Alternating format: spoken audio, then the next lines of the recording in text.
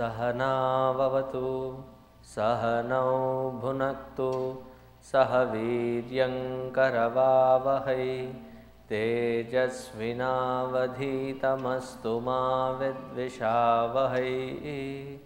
ॐ शान्ति शान्ति शान्तिः। गुरुर्ब्रह्मा गुरुर्विष्णुः गुरुर्देवो महेश्वरः गुरुरेव परं ब्रह्म तस्मै श्री गुरवे नमः।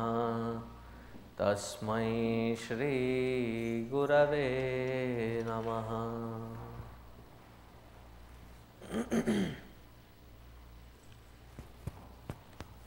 It has a little resound.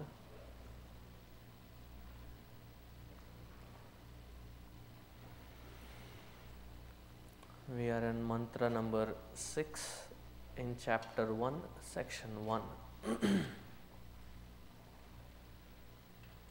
Repeat after me. Yattadadreshyamagrahyam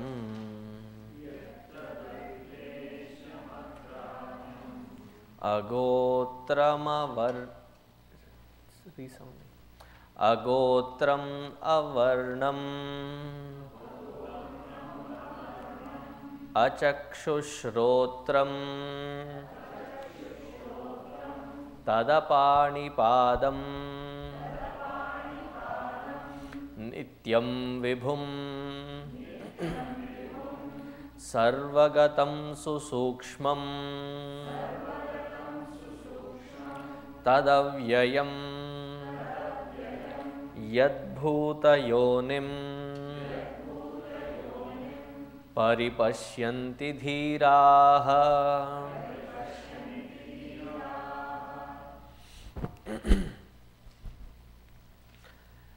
In the earlier mantras, they have explained, they meaning Angirasa was explained the facts that the entire Vedic knowledge and the entire knowledge that we learn, those which are the words, they are all aparajnana.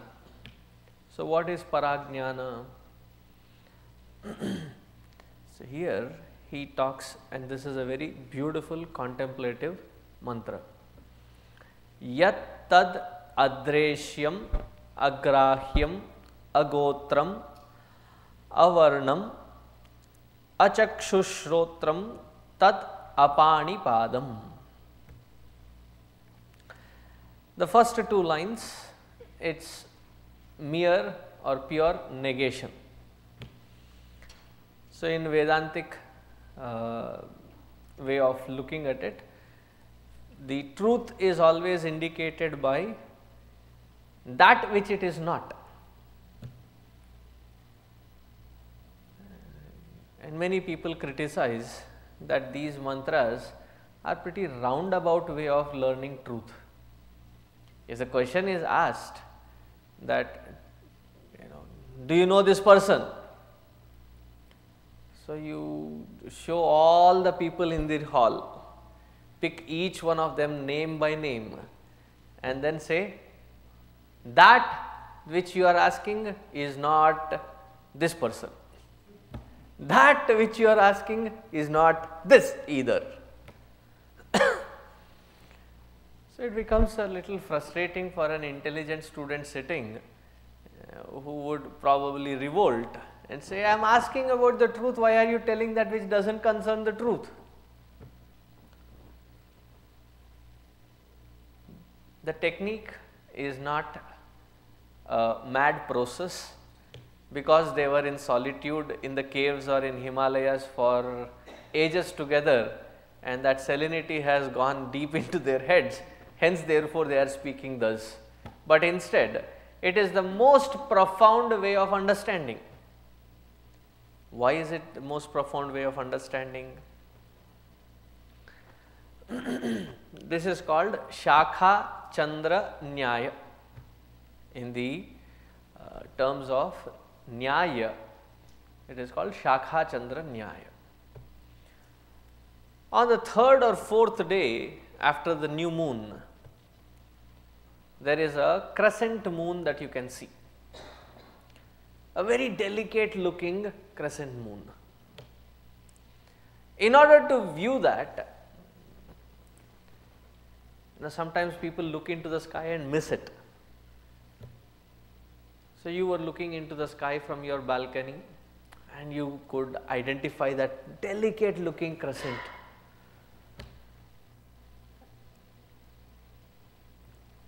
Far more beautiful than Chaudhvi ka Chand. It's really beautiful, delicate. And you are admiring it. So somebody comes and says, "What are you admiring? Can't you see?" And they're looking everywhere and says, "See what? Can't you see the moon?" "What moon? Which moon?" So, "Can't you see? It is so beautiful, visible." "No, I can't see nothing." So you tell them, "Let's go out." So you step out and you see once you have seen it, to miss it is difficult. Well, you have not seen it, to miss it is very easy. So you go out and you identify that moon still there, and then no clouds covering it.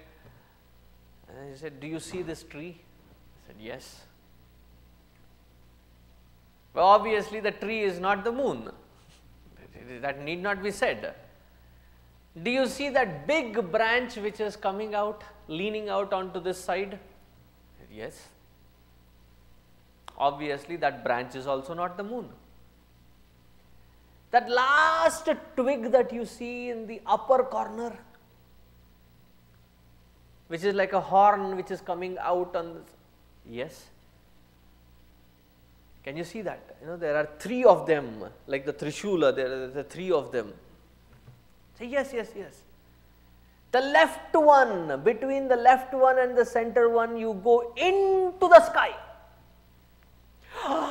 "Yes, I can see that moon."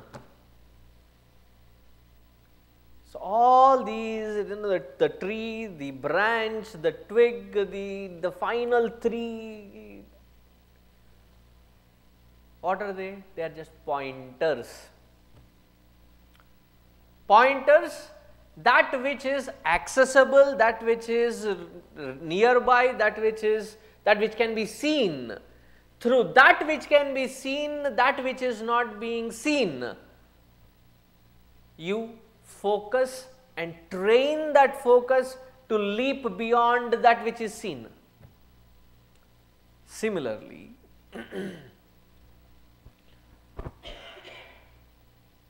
the moment we talk about Paramatma,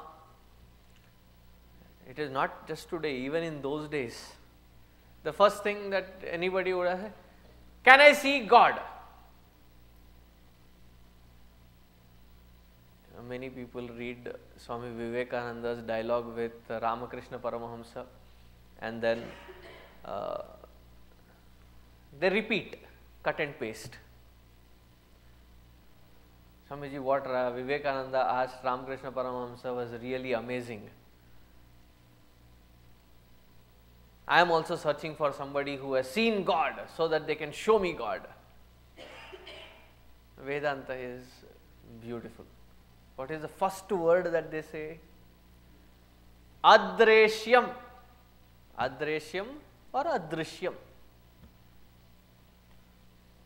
It cannot be perceived. Why?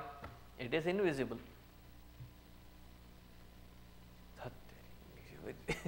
I am trying to see Paramatma, and the first thing they say, Paramatma is invisible.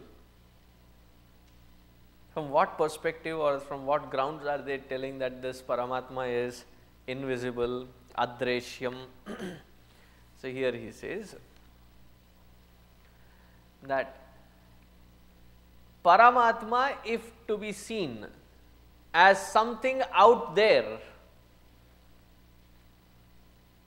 We may have seen it in different movies or depictions that there was that Lord coming in front of that devotee and suddenly there was this huge beautiful hue of. So we also go with that same imagination. Paramatma. So let me see that Paramatma. First thing is, it is not something which is out there. Then where is it? It is right here as the spark of consciousness. That because of which I can see everything, but with that which I see, meaning the eyes, I cannot see that Paramatma. Why not? If I can see everything, then why should I not be able to see that Paramatma? So Gurudev gives a very justified example. He says that with the telescope you can see planetary objects. Durbin, so you can see the far away objects. Last whole month I think they were talking about the Venus and Mars, Jupiter. Okay. They are very bright and they were right there on the horizon, you could see it. Yesterday after the yajna also I was getting out this bright little, what is it? Venus. So you focus through the telescope, you can see it. Through the telescope can we see ourselves? So if you put yourself in place of Venus, it depends if you are from Mars or from Venus. If you put yourself in place of the object to be perceived, will there be anybody to perceive? They cannot be there. Similarly, this instrument, as long as it is connected to the conscious principle, it can perceive the world outside. Disconnect from it, it cannot perceive anything. Okay, we need not disconnect it. Being connected with it, can we perceive consciousness? It is very limited and cannot perceive that consciousness. Hence, therefore, to the organs of perception and action, it is not perceivable. Adreshyam. Agrahyam. Don't take this too personally. Why? We do not have the capacity to grasp this concept. I am not saying it, it is, the scripture is saying it right away. That is why I said don't take it too personally. Agrahyam. What can be grasped by the antakarana? If it is a thought or a feeling, can be grasped by the mind. If it is a concept, it can be grasped by the intellect. That is why in the earlier Upanishads, the master asks, did you understand? And all those students who said, yes, the master said, go back and continue your sadhana. There was only one student who said, I don't think I can claim that I have grasped it. I cannot even claim that I have experienced it. But I know what you are indicating about. Shabash beta, you have graduated. You are now realized. Did you understand?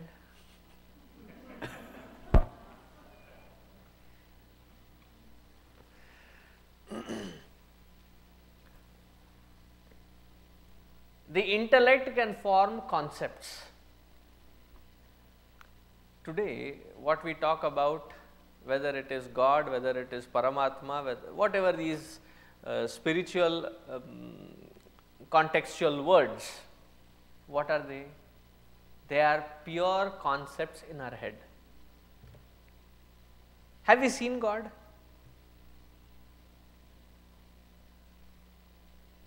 Yeah, no, that is Ramji there, that is Hanumanji. Who is it here? Okay, Shivji here. These are the forms of God. This is a conceptual depiction of the form of God that the artist might have thought.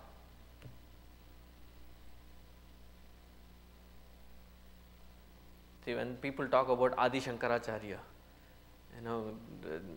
a young, bright looking, with the saffron cloth over his shaven head, with a bright orange color cloth and a river flowing right in front of him. It was Ravi Verma who conceptualized Adi Shankaracharya for us. You know Ravi Verma, right? A great painter. So he brought that concept out, that this is how Adi Shankara may have been when he was.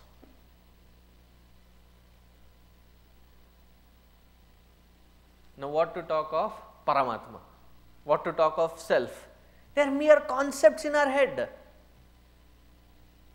We have heard it through various satsangs, we have read it through various books, we have finer details about Paramatma, Atma or Bhagavan. But all of them boil down to be concepts. And here he is trying to negate that Paramatma is neither a feeling nor a concept. Because the mind can perceive, mind can grasp feelings. The intellect can grasp concepts. The memory can grasp memories. And it is usually of all the contents that have already passed by, it registers itself as memory. None of the qualities of the Antahkarana are qualified to grasp Paramatma. So the Shishya is getting confused and confused. Arey bhaiya, Guru Maharaj,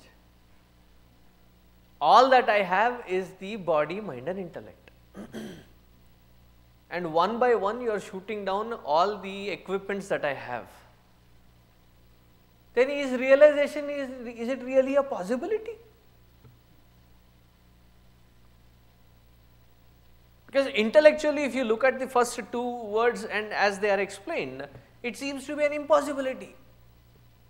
Adreshyam, agrahyam.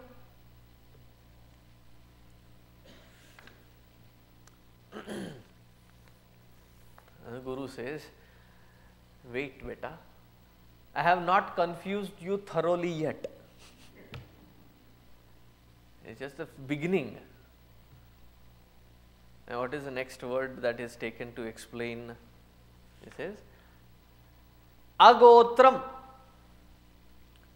Agotram. See, in the earlier days, people did not have visiting cards.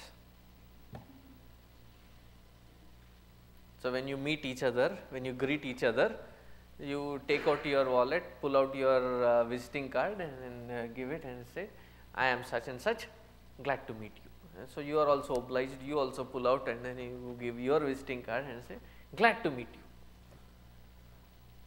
All my A, B, C, D, E, F, G, H is written on that visiting card. I have seen some people, they have multiple layers of, it's like a booklet, not a visiting card. It's just their qualifications. That's why I said A, B, C, D, E, F, G, H. Everything written on that visiting card. In today's world, we have visiting cards. In the earlier days, they had their recognition system, which was a unique ID code, and it was called Pravara. You tell your Gotra, and in that Gotra which Shakha, which is decided by what Rishis, whether it is Traya Rishaya, whether it is Pancha Rishaya, and what are the combinations of the Rishis in that Shakha. So, you have given your Gotra, you have given your lineage, and you tell your father's name, and then you introduce your name, Asmi Bho Abhivadaye. Me such is offering salutations unto you.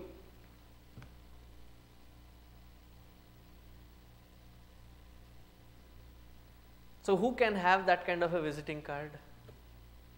Today we have the analog visiting card. In those days they had digital visiting card, Gotra Pravara. And it cannot go wrong. It is a very unique ID code.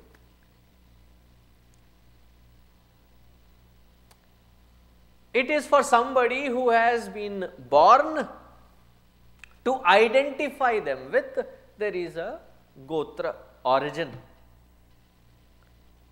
So, everything that is being born until the last moment of their life, they have to be recognized with certain names, certain forms, certain attributes. So, here he says that Paramatma is something which is neither born or neither dies. Why? Because it does not have, Paramatma does not have a point of origin or a time of origin or a space of origin. The moment we talk about a point of space and time, creation begins and Maya takes over. That which is the cause, that which is beyond time and space, does not have origin. And many of the kids, they ask this question, and you should look at the ear to ear smile of the parents. Swamiji, my son asked me this question, I was so shocked and stunned, And in my head I am already reeling with that question. Who created God? I did not know how to answer. Everything else has MFG and EXP. Paramatma does not have neither. Neither he has MFG nor EXP. You understand, right? MFG and EXP. Anything that is produced has a manufacturing date, has an expiration date. In Osmania University, there is the university complex. When you enter, it has been almost 20 years now that I have entered there. It was a very funny thing to note. All the ex-vice chancellors, their photograph is displayed, and their year of when they were the vice chancellors were given. The painter probably to whom the job was given was a smart fellow. What did he do? For everybody he had DOB and DOD, date of birth, date of death. And those who had passed away, he had already mentioned the date of demise. And those who are still current or those who are still living, even for them he had DOD and a blank.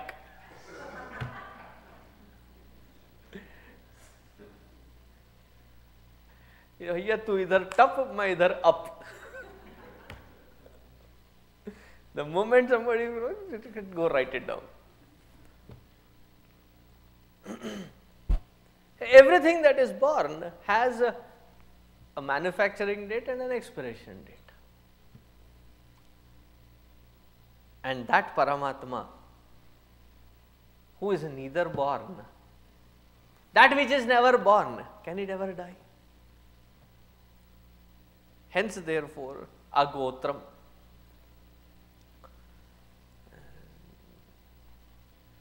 Can you at least describe how that Paramatma, or what that Paramatma, who that Paramatma? Yes. Avarnam, meaning varnanatita. Varnana is again the capacity of the intellect to think, conceptualize and put it through words. Varnana. Even a physical experience that we have in this mortal world, to put them into words is such difficulty. Like for example, describe sweetness. Okay, Swamiji, take this chocolate and what you are asking sweetness, it is this. Okay. Physical attribute of sweetness I understand through this example. When you describe, he was such a sweet fellow.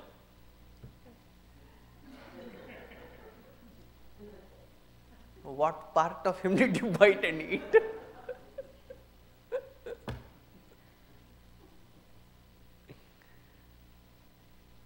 Now describe sweetness. So sweet. Okay, describe. What do you mean by that? In just a physical experience of somebody having a great flawless character, that which we describe as sweet cannot be put in words. We see something beautiful, spectacular.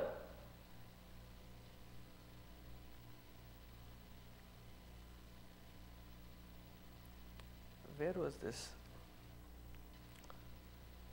Wherever we were traveling, we were facing, there was the rain onto the vehicle that we were traveling, and there was sun also.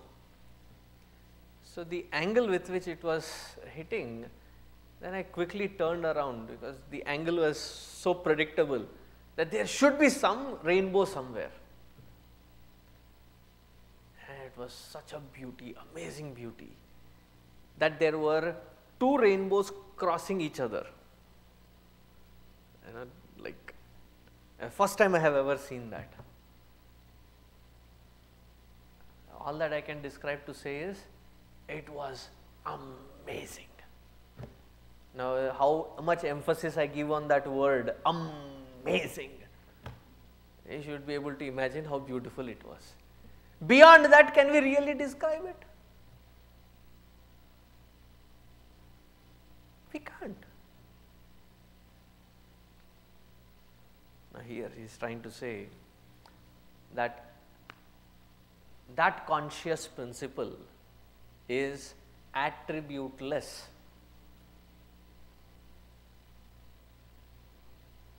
Meaning, all the attributes that we know are registered in us as memories. And Paramatma is not a memory, or the conscious principle is not a memory. Now, when I talk about, say, mango, green mango, it was still hanging on the branch, and you plucked it, and there is a little liquid that oozes out, and that smell that it carries. You take it home, wash it, and then slice it. As you are slicing it, the entire surrounding there fills with the rawness of that mango. And then 1 spoon powdered table salt, 1 spoon of red chili powder, mix it thoroughly. That which you have sliced, Don't slice it too thin, then you will not have the fun of chewing into that mango. It has to be that optimum width, and then you sprinkle this on that.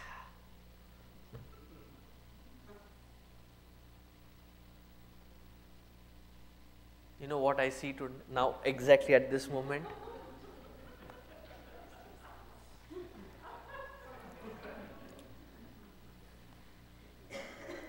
Everybody is swallowing. What is happening here? That which is registered as that sourness or the taste of that raw mango, that memory is triggered. So we recognize the attribute of mango through our memory.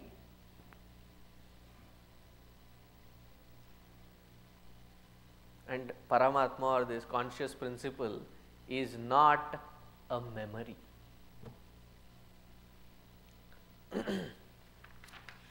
Agrahyam agotram avarnam achakshusha shrotram tadapanipadam tat. It does not have limbs. Paramatma does not have limbs.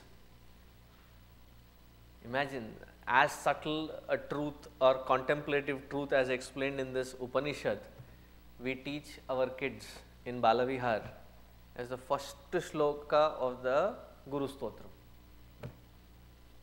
Akhanda Mandalakaram.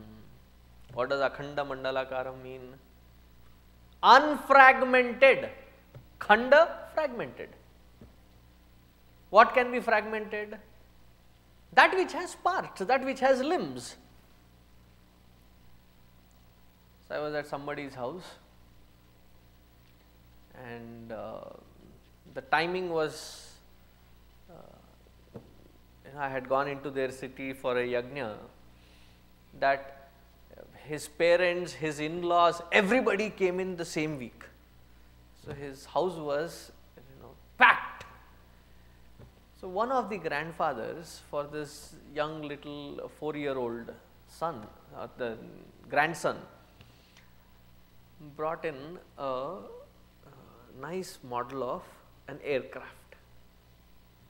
It was looking really pretty beautiful. It would not fly, but it was a model. And by evening, after my yajna, I came back. Both grandfather and grandson are sitting in front of a heap of pieces. That model was ripped open by the grandson. And then the grandfather looks at me and he says with such pride, "Mera beta scientist banega engineering field mein. My grandson will become a scientist in engineering field." I said, why? Every single little part of this flight that I gave him as a model, he has managed to rip it open into pieces, part by part. So it is his inquisitiveness to know. Theek hai bhai. If it was the same thing done by your neighbor's grandson, पता नहीं आजकल के बच्चे राक्षस है राक्षस. These days kids, it is just your love that makes you see them as a research scientist in the field of engineering. Anything that can be broken should have limbs. Akhanda, unfragmented or unfragmentable. Because there are no hands, legs, limbs. It is one homogeneous mass of consciousness. Now when I am using these words, don't immediately ask how much is the weight. Okay? You said homogeneous mass. Don't get caught by the words. It's like the Shakha Chandran Nyaya. Words are the Shakha. through the words you have to leap towards that which is being indicated through the words. Achakshusha shrotram tadapani padam. So far the negation, neti neti, this is not it, this is not it. Then what exactly is it? So here he says, as a logical conclusion of the earlier two sentences, nityam vibhum sarvagatam susukshmam tad avyayam yad bhuta yonim paripashyanti dhiraha. That which does not have death because it was never born, what does it show? That it has always been as existing. Hence, therefore, nityam.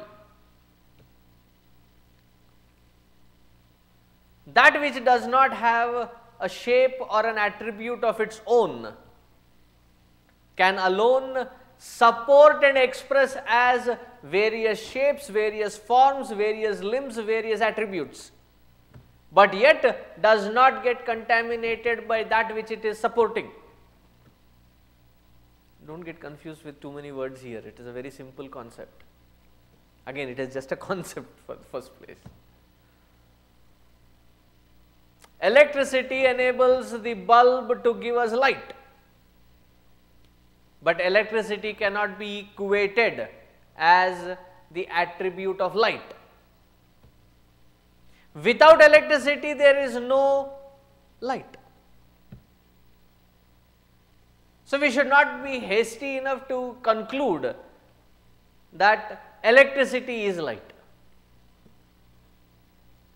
That which supports that instrument to emit light, without whose presence the light cannot come out or express, but that which does not have any of these attributes in it. Similarly is this conscious principle. Nityam vibhum sarvagatam. It is all pervading. That which is eternal alone can be all pervading.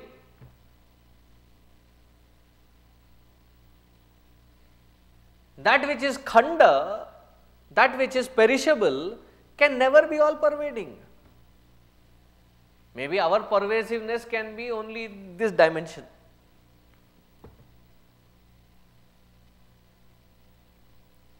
Let us not get too personal, let us just give a generic dimension. 6 by 4 should be sufficient.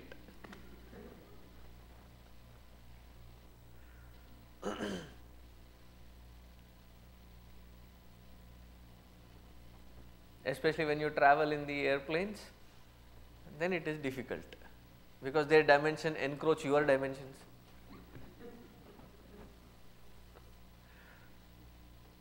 Yes, they are pervading beyond their reserved space. That is how much about we can pervade.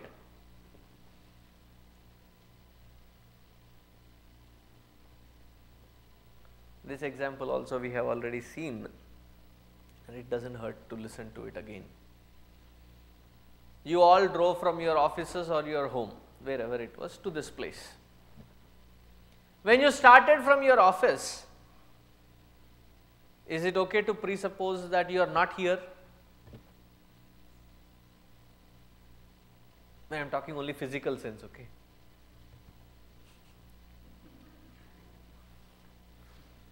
No pun intended.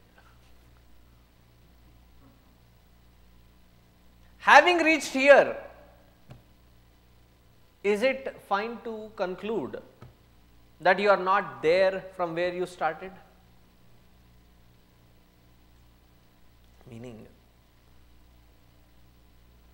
that there is a starting point and an end point for that which is limited.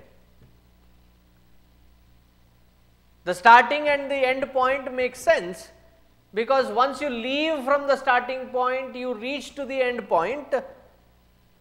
You cannot be at both places at the same time.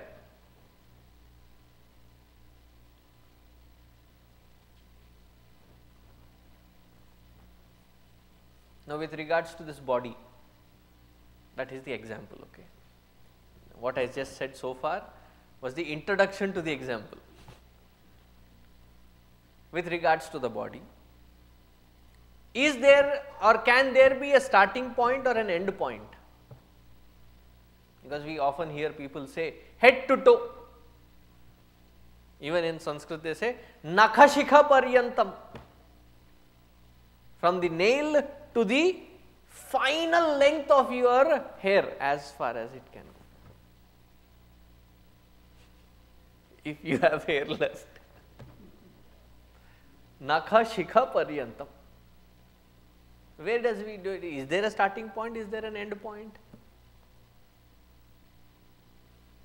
There cannot be a starting point or an end point. Why?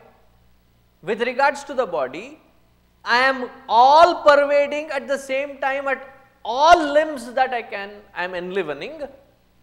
Hence, therefore, I exist equally in all limbs at the same time. If somebody pricks me on the right side or the left side, I feel it both at the same time. It can be timed nanoseconds and in a prick, I'll look at both sides. It is not that first I and then suddenly then I look this side. No, I feel both at the same time. Why? I am all pervading with respect to this body. Similarly, this entire universe is nothing but the expansion of that Atma alone. Though we see parts in this universe, the Paramatma or the conscious principle cannot be parted or broken into pieces. Now, the student is getting really agitated. You have taken away all my instruments to know, perceive, to interact, to conceive, something that I have as that I can hold on to, you have broken all of them. And you explain concepts in such a way that it does not make sense because it seems contradictory. So, the compassionate guru looks into the eyes of the student and he says, wait. All this that you see, this universe, would you believe that it is an effect of something? I said, yes. Everything that exists has a cause. I said, yes. Everything that is the effect of that cause. Yes. Because you cannot say, I mean, you can be a brahmachari, but you cannot say, I am a brahmachari, my father was a brahmachari, my grandfather was a brahmachari, kuch to gadbad hai.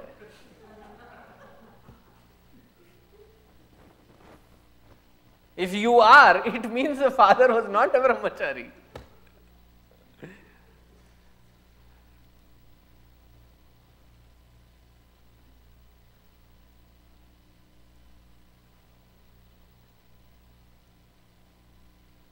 Everything that is has a cause. And yes, there is this cause and effect relation that I can understand. And that which is the effect today can in turn become the cause for tomorrow. Yes. Cause and effect can be seen, can be quantified, can be calculated, can be predicted. Cause and effect is a science. Yes, agreed. So, Paramatma or that conscious principle is the causeless cause of all this field of causation.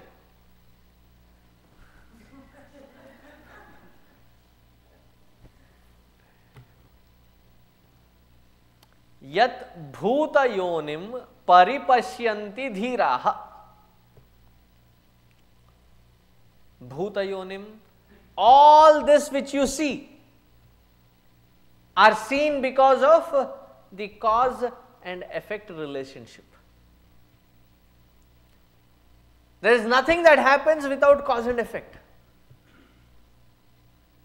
And this is a very vicious dialogue that happens in every study group. And there is a moment of revelation, almost close to realization kind of a situation. You should see their eyes sparkling with such joy. Why? We found a flaw in Vedanta. What is the flaw? What came first? Everything has a cause and everything that is an effect. So when you go to the first initial part of the creation, what was it?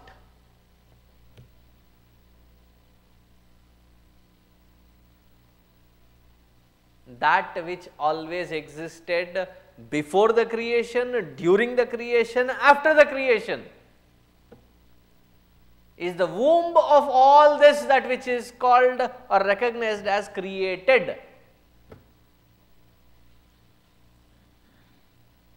Womb, the cause, or the platform on which all this field of cause and effect takes shape. Bhuta yonim. Don't physically start imagining that Bhuta yonim means there is a womb out there and which we are all in there. Figurative meaning is that conscious principle is the cause for all this cause and effect. And that which is eternal, that which does not have death because it never had birth, that which is Nitya Vastu, can alone be the cause for all this multitude of this universe with all its attributes, but yet stays as untouched by any worldliness. Paripashyanti, when the seeker dhiraha experiences, paripashyanti. Pashyanti is to see. And in order to experience this, how much effort is required? As much as effort it is required to open your eyes and see the world in front of you. How much effort is required?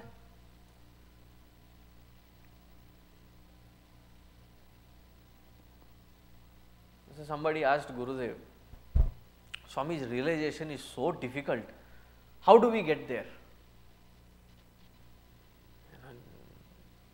So Gurudev had enough one-liners always ready in his quiver. So he immediately shot that question down by saying,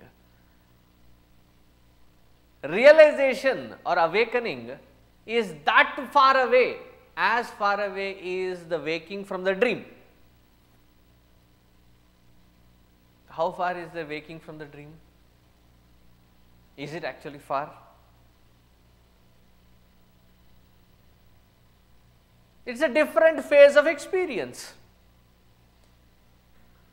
You just have to be kicked out of the dream to realize that it was dream.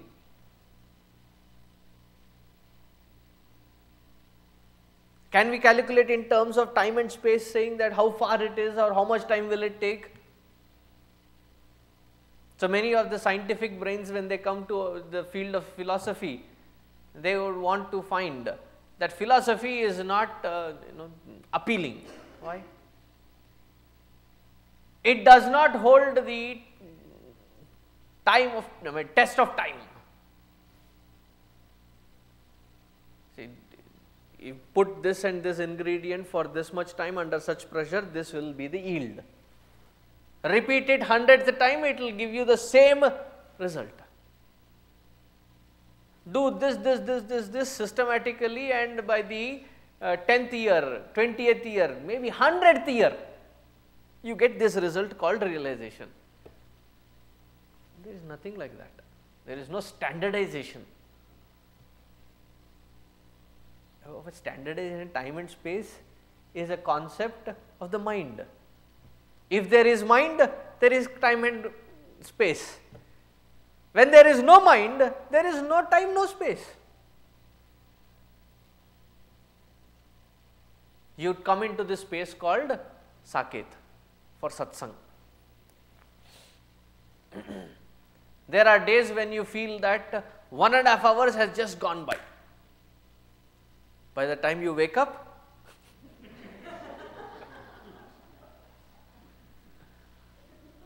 so what happened in that 1.5 hour? Did you experience any time, any space? No. When do you experience time and space? पता नहीं आज कब खत्म करेंगे, तो चलता जा रहा है. Who will recognize time, whether it is moving fast or moving slow? For a mind which is awake. Yeah, though that mind is sleeping, but time is still continuing, right? Let us talk with reference to context. We were talking with reference to that mind. How could you suddenly now generalize it to all minds? With respect to that mind, space and time has ceased to exist. When does the space and time come again into picture? Only when there is mind in action.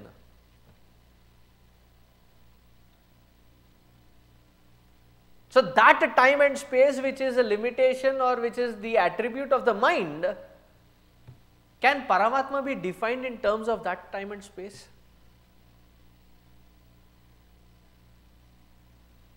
So all the cause and effect happens in time and space. Paramatma is beyond time and space because Paramatma is beyond the mind. Hence, therefore, here he says, Yat bhutayonim paripashyanti dhiraha. In the field of contemplation, what is it that is essential? After the Shravana is done,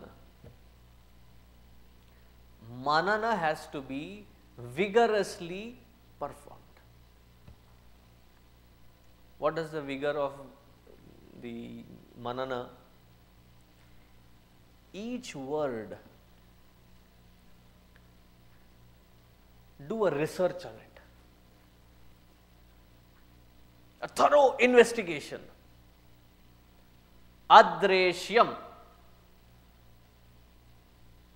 This is what the scripture has said. What is its motive? Why is it saying it? How is it that it can be proven wrong? What are all the various things there are that could be a loophole?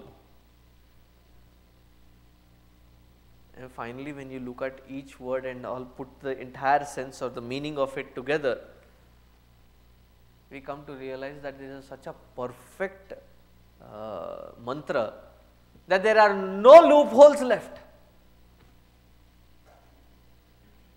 If there is Paramatma, it had to be defined like this only.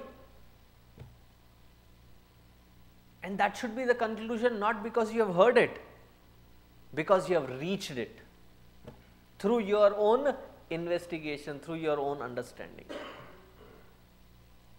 Then what will happen? When that intense manana is performed,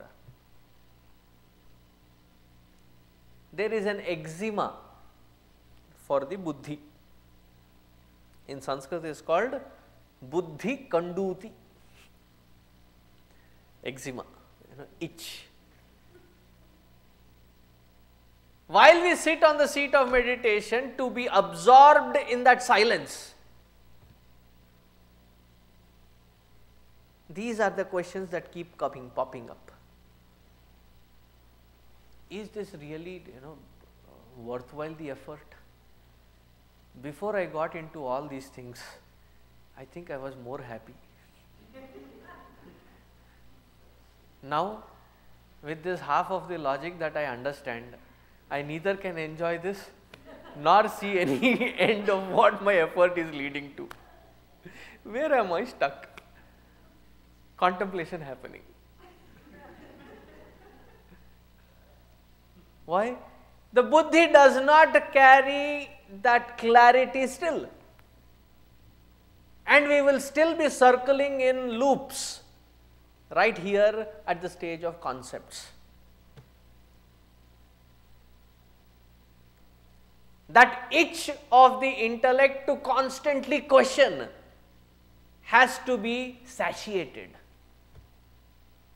I am not saying suppressed. You cannot suppress it. Why? The buddhi keeps asking. Until when? Until it reaches to that point of clarity. And the contemplation should lead us to that clarity. That is when this knowledge becomes personalized. Then I don't need to refer saying that, this is what Mundakopanishad says, or this is what Kaivalyopanishad says, or Kenopanishad says. Then the understanding is, this is what I know. I think this is what Upanishad says. No, I know that this is what the Upanishad means. That is the difference between knowing and thinking. And there is the next stage, wherein that knowing has to translate or become, it has to drop these concepts. And as it drops these concepts, gets absorbed into that silence, the knowing becomes the being. It hurts to say becomes, but there is no better way to say it. Paripashyanti, that is what it means. That first, it has to be understood. The thinking process has to be streamlined. The thinking has to mature to become knowing. The knowing has to be absorbed into being. That is what it is meant by saying paripashyanti. Flawlessly absorbed into that being. Dhiraha. Dhiraha is an amazing word again. Dhiraha is the qualifier or the attribute of the seeker. Why is that attribute used? On this particular field, hastiness will not help. It's like gardening. You sow a seed. You bought the Texas weatherproof tomatoes. You get those small packets, that which can withstand the hardy climatic conditions of Texas. So those seeds, and you sow them.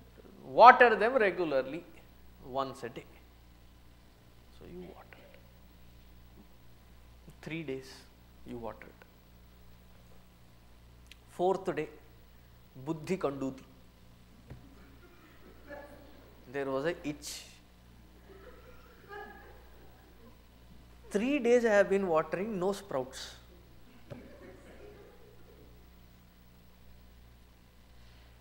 Let me check.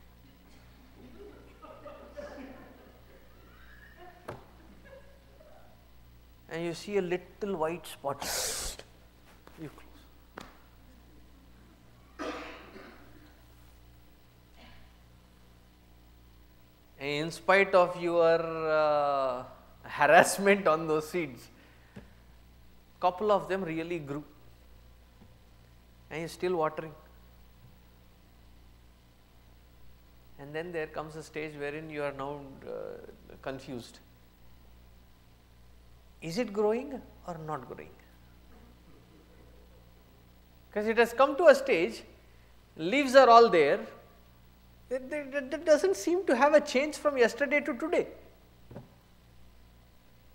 So, you test it, you pull, check the roots and everything. What will happen to that tomato plant? Poor thing is dead before even it can reap anything. Similarly, in this particular field of sadhaka, sadhana and sadhya, the seeker, the method and the goal to be reached. What is the greatest virtue? Called dhira. Dhira, patience. And that is why they say patience is a virtue. Impatience becomes the stumbling block. And there are people who come and say, Swamiji, you know, after you said we have been contemplating, what next? You tell me what next. No. How long should I continue this contemplative process? Till that day when you stop asking questions. No, seriously. What is the purpose of contemplation? That all these pointers which do not have clarity in our intellect should be cleared. Until then. No, but you know, how will I know even when I have reached there?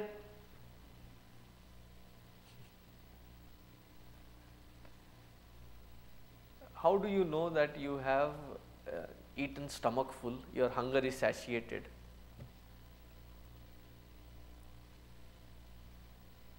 And it's for somebody who is for the first time trained to eat. Comes back with a question saying, you know, when do I stop? How do I know when I will be, done with my hunger? Baba, you start eating first. Why? That moment will come when you will know that you cannot push any further. You would be satiated, you would know it. As an experience, you would come to that experience. You cannot miss it. Or there are those people who come and say, Swami, I am doing this japa, can I have, like you buy a main gadget and then there are add-ons to it. So, I am doing this sadhana, can I add something more to this sadhana so that I can make it more effective?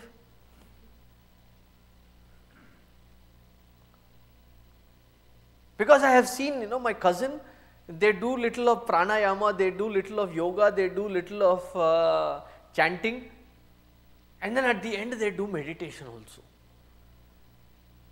And they suggested that I should also start meditating. Try. It is not about add-on. Have patience. Patience with yourself. How much patience? So much that you don't ask questions, how much patience? Mountains of patience. Such one is called dhira. Paripashyanti dhiraha.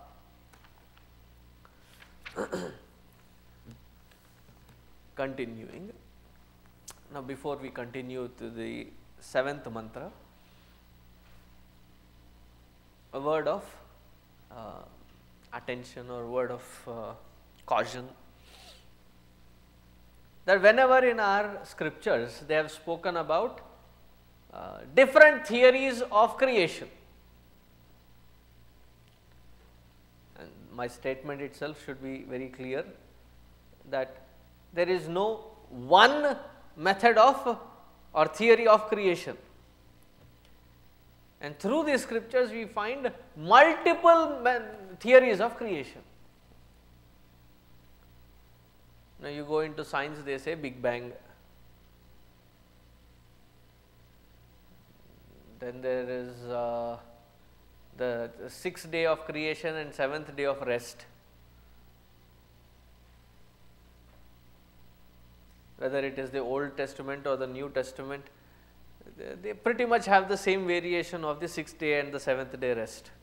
Which day they take the rest, there is a huge difference, but it does not matter, because it is 7 in one cycle. Wherever you start, you will end that day. 7th day will be the rest.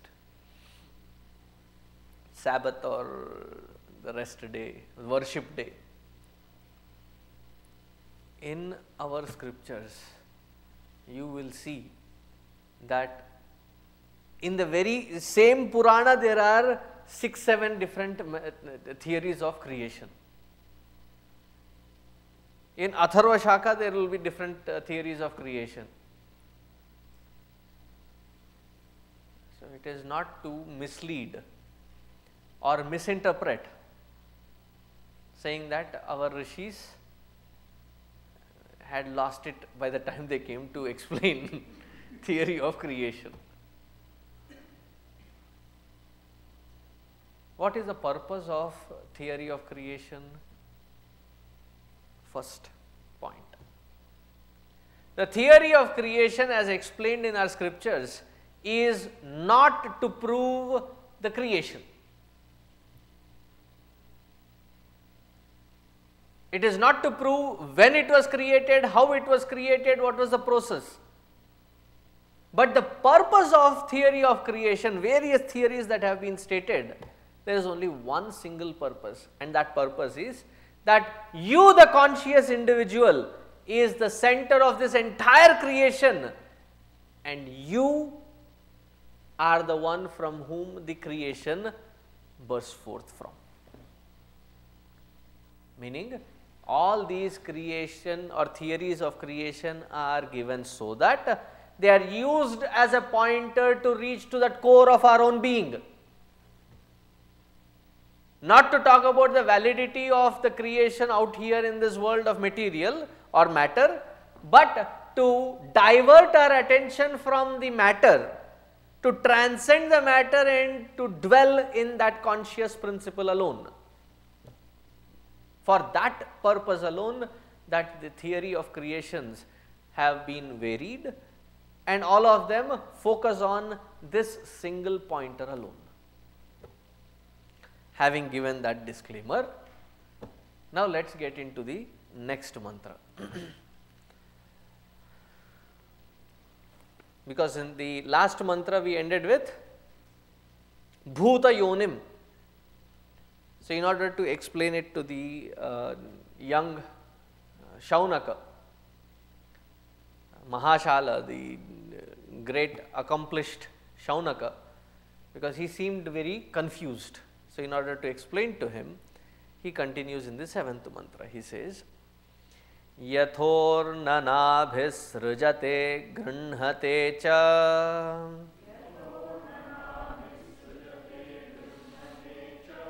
Yatha prithivyam oshadhayas sambhavanti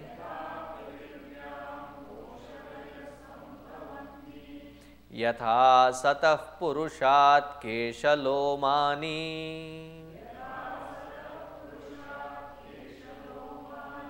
Tatha ksharat sambhavati ha vishvam.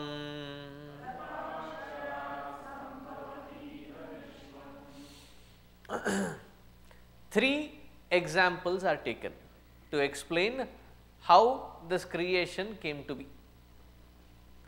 First one, Yatha urnanabhihi srujate grunhate cha.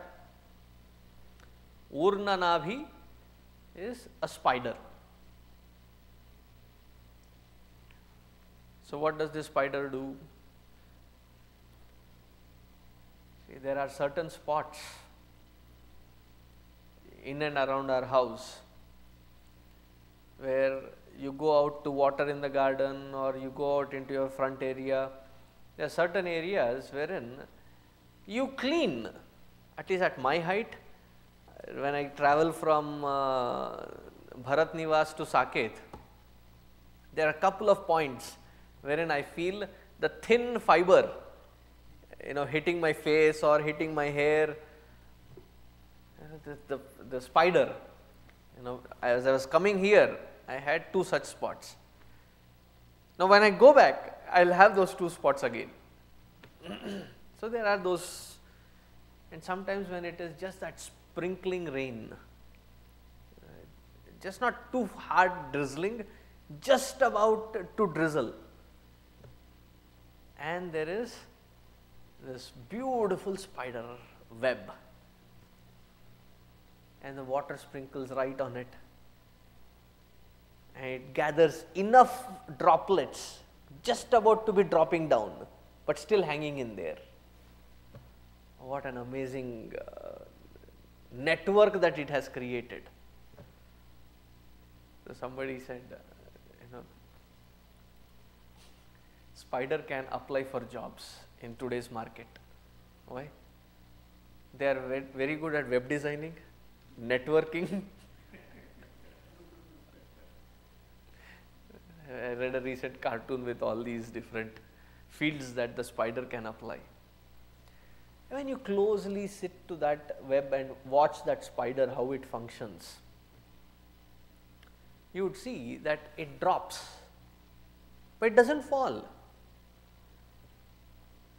What is it doing? As it is dropping down, there is a thin fiber that it is spitting out, and its weight is supported by that fiber. And you try again, allowing it to land in your hand, or you put a stick there, it quickly starts climbing up. And you closely observe while it is climbing up. What is it doing? The fiber that it was hanging from, it starts sucking that fiber inside, and it keeps going up. Srujate grunhate cha. It creates, spits out the web, and in order to move faster, it swallows it.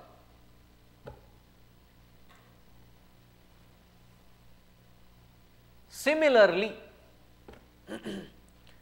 from the Paramatma, everything has come about, and into that Paramatma, everything that he has created goes back to.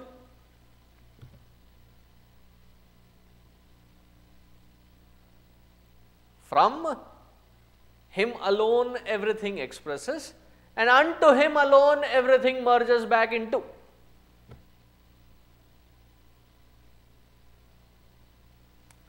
So if this one example was sufficient, why did the Rishi here have to give three examples? Because the first one has a flaw. The first example has a limitation to it. And what is the limitation? The spider spins its web for a certain cause. It has its own self-fulfilling purpose for which it spins out the web and swallows the web. Paramatma does not have a selfish purpose or motive either to create or to annihilate the creation. In order to negate that fact, which was a flaw in the earlier example, the second example is taken. Yatha pruthivyam oshadhayah sambhavanti. What is the reason for all the seeds and the shrubs or the plants or the grass to take its shape and form? Does the earth have any purpose? No. In its gracious presence, whenever there is a seed that falls in and the right environment creates, it nurtures it to grow. The earth does not have any selfish motive or purpose achieved in allowing these plants to grow. Similarly, the Paramatma does not have any selfish motive or purpose. But then, the second example also has a flaw. Now, what is the flaw in the second example? Paramatma may be considered as inert as earth. Earth is inert. Hence, therefore, the third example taken, which gives now a complete comprehensive picture about Paramatma and his relationship with this creation. Yatha sataha purushat kesha lomani. Like from the person alive, kesha lomani. Hair and the loma is actually the hair on the body. So, it grows. So, monthly once you go to the barber shop, get it, what do you call those grass, lawn mowing, right? So, here also you mow the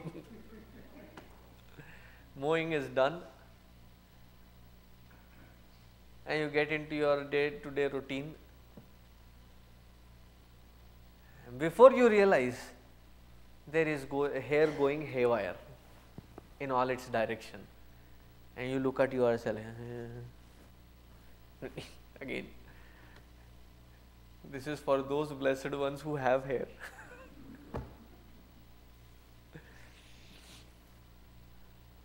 So, you look at it and then you say, I have to go back again. Now, in these three examples, the focus that has to be is, the first example, the focus has to be that from Paramatma and unto Paramatma, that the entire creation belongs. It comes from Paramatma and goes back to Paramatma. And that Paramatma is the causeless entity who provides the platform for all our bija, karma bija, vasana bija, to flourish and take shape. And he is not inert, he is the one who is beyond both inertness as well as sentiency. He is conscious. Tatha aksharat sambhavatiha vishvam. Thus, from that akshara tattva, this entire universe expresses as an expansion of that Supreme alone. If we were to understand this creation as anything other than the expansion and expression of Paramatma, then any logic that substantiates or supports will have a big gaping hole in its logic. It cannot be but Paramatma alone expressing in these forms. How does he express? In the 8th mantra he says, tapasa chiyate brahma tatonnam abhijayate annat prano manas satyam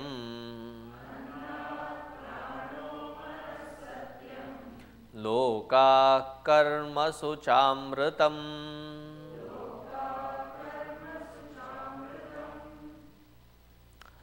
तपसा चीयते Brahma. Chinute. The root word is chinute. Is to expand or to swell. Tapasa chiyate Brahma. As Brahmaji expressed from Narayana, he sat down in Tapascharya. But if we take it as a literal meaning of a four-headed Brahma who was born and he swelled and then came out the Anna, it does not give a complete justification to this particular mantra. So, what does here Brahma mean? The creative urge. What does creative urge mean? When the entire samashti with their karma, karma phala and karma vasana, when it comes together to a certain point of fructification, then that creative samashti expresses itself as Brahma, the creator.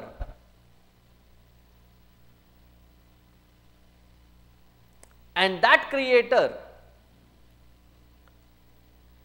it's like the clouds that gather, and when that appropriate weather is created, all the moisture in it seems to be swelling out of those clouds and dropping straight down.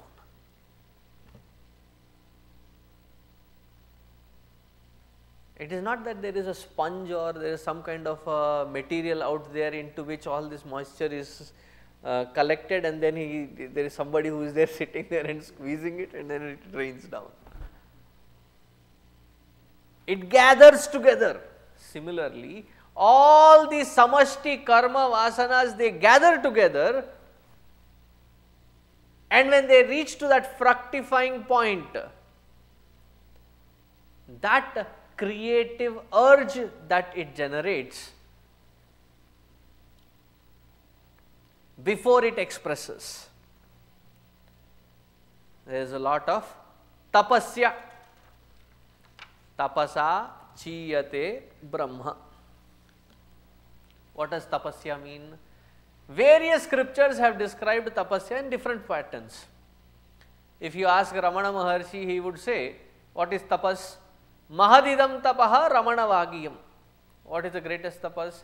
Aham apetakam nija vibhanakam. To give up the ego is the greatest austerity or greatest tapasya.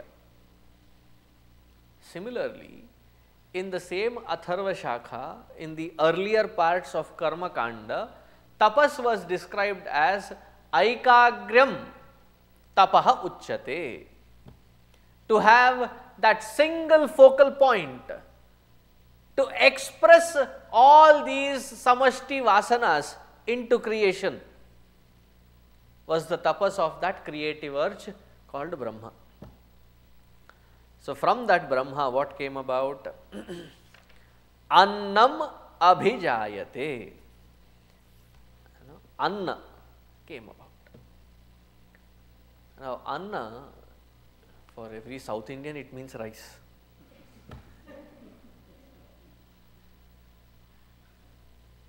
But what does the Upanishad Karta here mean? Every organ of perception and action have their specific food. Don't we say that the thought of food and the food for thought? What is the food for the ears? Sometimes music, sometimes silence, isn't it? When there is nobody around and you are all alone at home,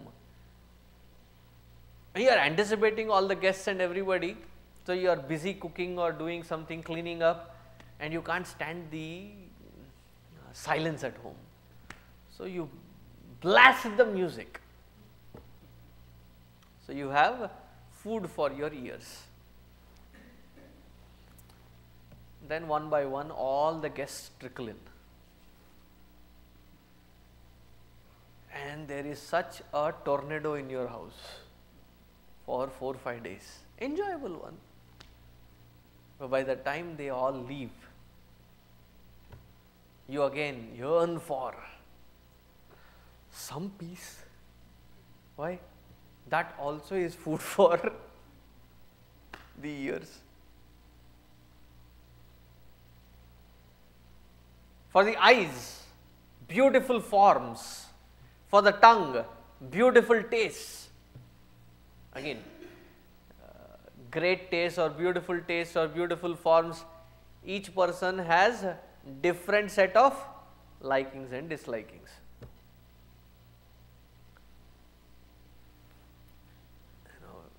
Recently in one of the camps, on the same table, there were two of us. One was Swami Sharananandji and one was me. Sharananandji is from Chicago.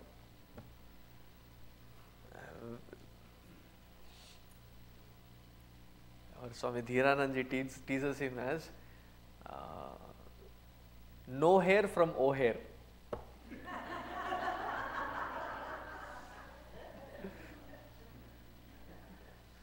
He shaves his head, so no hair from O'Hare, Chicago. So we were on the same table, and people have to be extremely cautious when serving him food. Why? Even by mistake, there is a chili or a red pepper flake or a black pepper powder that reaches his plate. Head to toe, he'll turn red. He cannot stand anything spicy. And on the other side,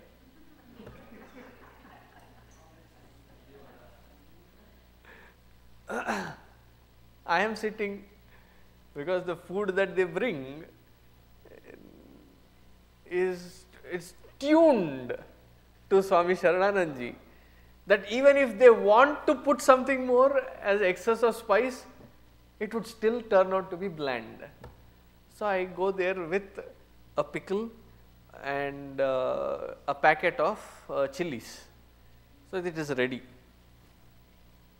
The moment he sees me and my entire setup there, he says, put his plate that corner, nowhere near my food. Why? For him, the greatest taste is a bland food. For me, the greatest taste is a hot food. When people, by Jabardasti, it is sweet. You have to end your food with some sweets, Swami. Okay. And after it is done, thoda achar milega. Because I cannot think of myself ending a good meal with a sweet taste. It has to be spicy. So each person has different foods, anna, and this anna gets enlivened by the prana, and this anna enlivens the prana. Both. How? That we will see tomorrow.